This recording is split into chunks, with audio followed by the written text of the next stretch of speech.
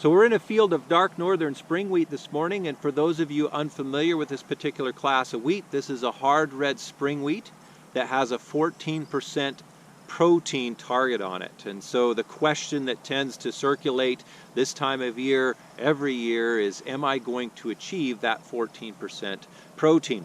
And I want to talk to you a little bit about some of the strategies that we can use to actually achieve or ensure that we have a greater likelihood of achieving that 14% protein.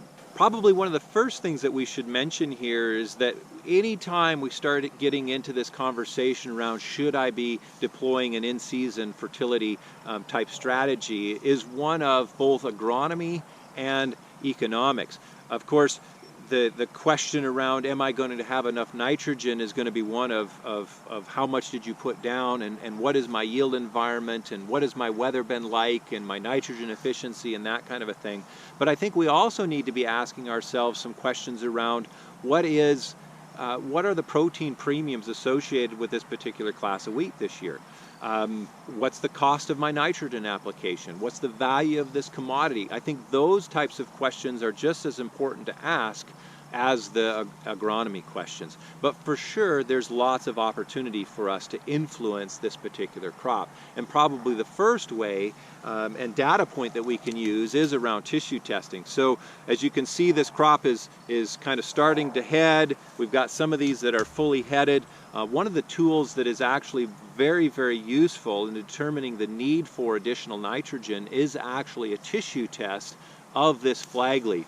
And the flag leaf nitrogen actually is quite correlative to ultimately our protein at these later crop stages. And so in my experience, what I've tended to look for is trying to hold my nitrogen status in this flag leaf at about 5%, running right into and through anthesis. And so that can be a very useful tool for us. Of course, we want to remember as well is that protein formation is as much a function of balanced fertility as it is nitrogen, but of course nitrogen is a structural component of protein and very critical within this conversation. So tissue tests can prove very useful in kind of determining where we're at. So we're looking to make some decisions around in-season nutrient management in this particular crop.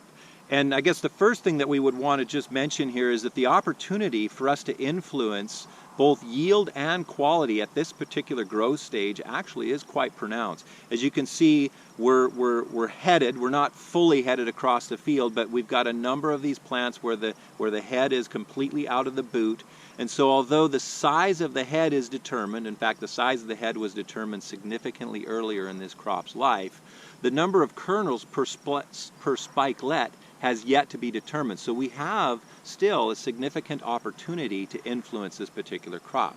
Now, with dark northern spring wheat, of course, the most critical quality attribute that we tend to talk about is protein. And protein, of course, is going to be primarily a function of nitrogen. Not exclusively, but primarily a function of nitrogen. So if we're looking at our nitrogen status in this flag leaf, and we determined that there's probably an opportunity for us to influence protein by the deployment of an in-season nitrogen application, my suggestion would be to focus on products that are specifically formulated for foliar fertility.